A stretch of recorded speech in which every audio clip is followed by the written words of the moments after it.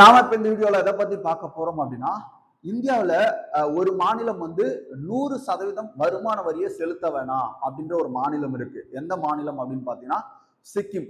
சிக்கிமுக்கு மட்டும் ஏன் வந்து பாத்தீங்கன்னா வருமான வரி செலுத்துவதிலிருந்து 100% விலக்கு கொடுத்திருக்காங்க அப்படின்றத நம்ம பார்க்க போறோம். இது வந்து இந்தியாவினுடைய 22வது மாநிலமா இருக்கக்கூடியதுதான் இந்த சிக்கிம். இந்த சிக்கிம்ல இருக்கக்கூடிய மக்கள் வந்து வருமான வரி வந்து செலுத்த வேணாம், என்ன காரணம் அப்படின்றத பார்க்கலாம். பாருங்க, சிக்கிம் மாநிலத்தினுடைய சிறப்பு அந்தஸ்து அது வந்து ஆர்டிகல் 371F கொடுத்திருப்பாங்க. இந்த செக்ஷன் இருக்கு இல்லையா, ஓகேவா, அதாவது வருமான வரி சட்டம் 1961 கொண்டு வந்தாங்க இல்லையா, அந்த வருமான வரி சட்டம் அதோடைய செக்ஷன் பிரிவு 10 உட்பிரிவு 26ல ஏஏஏ, ஓகேவா, ட்ரிபிள் ஏ, இந்த பிரிவு இருக்கு இல்லையா, இந்த பிரிவு என்ன சொல்லுது அப்படின்னா, சிக்கிம் மாநிலத்தின் உண்மையான குடிமக்கள், சிக்கிம் மாநிலத்தின் பூர்வ குடிமக்கள் இருக்காங்க இல்லையா, அவங்க என்ன பண்ணலாம் அப்படின்னா அவங்களுடைய வருமான வரியிலிருந்து, அவங்க சம்பாதிக்கக்கூடிய பணத்துல இருந்து வரி செலுத்த வேணாம், வருமான வரி செலுத்த வேணாம். எவ்வளவு சதவீதம் சார்? 100% விலக்கு அவங்களுக்கு கொடுத்திருக்காங்க. அதுதான் பார்க்க போறோம். பாருங்க, இந்தியாவில சிக்கிம் எப்ப இணைக்கப்பட்டது அப்படின்னா 1975ல 22வது மாநிலமா இணைக்கப்பட்டிருக்கு. அப்ப பாருங்க, அங்குள்ள மக்களின் உரிமைகளை பாதுகாக்க அரசியலமைப்புல ஆர்டிகல் 371F அப்படின்ற ஒரு சிறப்பு அந்தஸ்து கொடுத்தாங்க. என்ன சிறப்பு அந்தஸ்து? 371F. அப்ப அதுக்கு முன்னாடி வந்து இந்த சிக்கிம் இருக்கு இல்லையா, இது ஒரு தனி நாடா இருந்துச்சு. இது ஒரு தனி நாடா இருந்துச்சு. அப்ப எப்ப வந்து இணைக்கிறாங்க? 1975ல இணைக்கப்படுது. அதுல குறிப்பா வந்து பாத்தீங்க அப்படின்னா, இது இணைக்கப்பட்டதுக்கு அப்புறம் யாரெல்லாம் இந்த மாநிலத்துல வரி செலுத்த தேவையில்லை, சிக்கிம்ல சப்ஜெக்ட் ரிஜிஸ்டர், ஓகேவா, சிக்கிம்ல சப்ஜெக்ட் ரிஜிஸ்டர் பெயர் உள்ளவர்கள். அதாவது என்ன அப்படின்னா, இந்த சப்ஜெக்ட் ரிஜிஸ்டர் அப்படின்னு இருக்கு இல்லையா, இது எதை சொல்லும் அப்படின்னா, இவங்க வந்து சிக்கிமுடைய பூர்வ குடிமக்கள், சிக்கிமுடைய பூர்வ குடிமக்கள். அப்ப சிக்கிமுடைய பூர்வ குடிமக்களுக்கு அது தனிநாடா இருக்கும்போது என்ன பண்ணாங்கன்னா சப்ஜெக்ட் ரிஜிஸ்டர் அப்படின்னு சொல்லக்கூடிய ஒரு ரெக்கார்டு வச்சிருந்தாங்க. அந்த ரெக்கார்ட்ல இவங்க எல்லாமே எங்களுடைய பூர்வ குடி மக்கள் அப்படின்னு வச்சிருந்தாங்க. அதை இந்திய அரசு நம்ம 22வது மாநிலமா இணைக்கப்படும் போது அதை அப்படியே என்ன பண்ணிருப்பாங்கன்னா ஃபாலோ பண்ணிருப்பாங்க. அப்போ 1975க்கு முன்னரோ அங்க குடியேறியவர்கள் எல்லாமே வந்து பாத்தீங்கன்னா அந்த மக்களா கருதப்படுவாங்க. அப்ப எந்த வருமானத்துல இருந்து விலக்கு? இதுதான் ரொம்ப முக்கியம். எந்த வருமானத்துல இருந்து அவங்களுக்கு விலக்கு அப்படின்னா, அந்த மாநிலத்திற்குள்ளிருந்து கிடைக்கக்கூடிய வருமானம். இப்போ சிக்கிமோடைய ஒரு குடிமகன் இருப்பான். சிக்கிமுடைய குடிமகன் தமிழ்நாட்டுக்கு வரான். தமிழ்நாட்டுல வந்து அவன் சம்பாதிக்கிறானா, தமிழ்நாட்டுல அவன் ஈட்டக்கூடிய பணத்துக்கு என்ன பண்ணும்? வருமான வரி செலுத்தி ஆகணும். அது இங்க எது மட்டும்தான் பொருந்தும்னா, சிக்கிம் குடிமகனா இருந்து இந்த சிக்கிம் மாநிலத்துக்குள்ள அவன் எந்த தொழில் செஞ்சு வேணா வருமானம் ஈட்டலாம். அப்படி ஈட்டக்கூடியதுக்கு தான் வருமான வரி கிடையாது. ஓகேவா, அது ரொம்ப முக்கியம். அப்போ அந்த மாநிலத்திற்குள்ளிருந்து கிடைக்கும் வருமானம், அது வந்து லோக்கல் பிசினஸா இருக்கா, சேலரியா இருக்கலாம், பங்குச்சந்தை முதலீடுல இருந்து கிடைக்கக்கூடிய பணமா இருக்கலாம், இந்த மாதிரி எந்த விதமா கிடைக்கக்கூடிய பணமா இருந்தாலும் அவருக்கு முழு விலக்கு இருக்கு வருமான வரியிலிருந்து. பாருங்க, உச்ச நீதிமன்றம் 2023 ஒரு தீர்ப்பு சொல்றாங்க. இதுல என்னன்னா, முன்பு இந்தியர்களை திருமணம் செய்து கொண்ட சிக்கிம் பெண்களுக்கு இந்த விலக்கு கிடையாது. ஆனா 2013 தீர்ப்புல என்ன பண்றாங்க? அதை உறுதி செய்யறாங்க. அப்ப தற்போது அனைத்து சிக்கிம் பெண்களும் என்ன பண்ணலாம் அப்படின்னா இந்த வருமான வரியில இருந்து விலக்கு பெறலாம். அதே மாதிரி அங்க நீண்ட காலமாக வசிக்கக்கூடிய பழைய குடியேறிகள் இருக்காங்க இல்லையா, அந்த குடியேறிகளுக்கும் இது என்ன பண்ணும்? பொருந்தும். அதுல அவங்க என்ன பண்ணணும் அப்படின்னா அந்த தகுதி சான்றிதழ் பெற்றிருக்கணும். அவங்க சிக்கிமுடைய பூர்வ குடிகள் அப்படின்ற தகுதி சான்றிதழ் பெற்றிருந்தா மட்டும்தான் விலக்கு அவங்களுக்கு கொடுக்கப்படும்.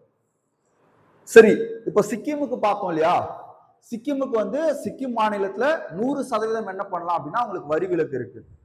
அதுவே இன்னும் சில பகுதிகளில் வரி விலக்கு, அதாவது வருமான வரியில இருந்து விலக்கு கொடுக்குறாங்க. எங்கன்னா வடகிழக்கு மாநில பழங்குடியின பகுதிகள்.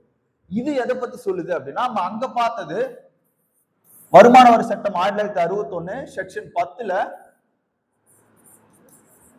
ஏஏஏ பார்த்திருப்போம்.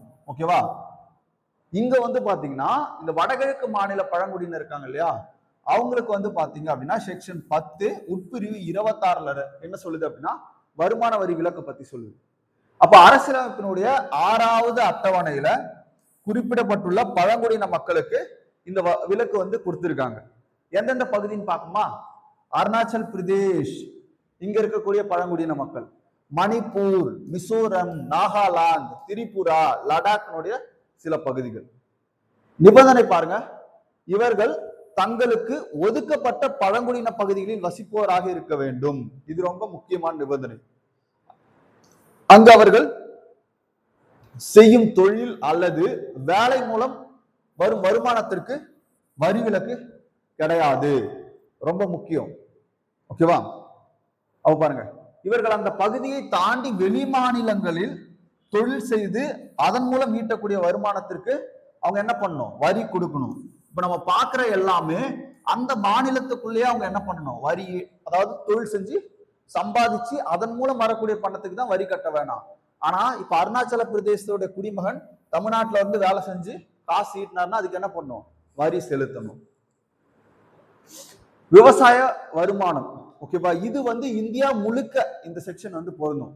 என்ன செக்ஷன் அப்படின்னு பாத்தீங்கன்னா, செக்ஷன் 10ல 1 என்ன சொல்லுதுன்னா, விவசாயத்தின் மூலம் ஈட்டக்கூடிய காசு இருக்கு இல்லையா, அதுக்கு வருமான வரி செலுத்த வேண்டாம். பாருங்க, இந்தியாவில் எந்த மாநிலத்தில் இருந்தாலும் விவசாயத்தின் மூலமாக ஈட்டும் வருமானத்திற்கு வரி இல்லை.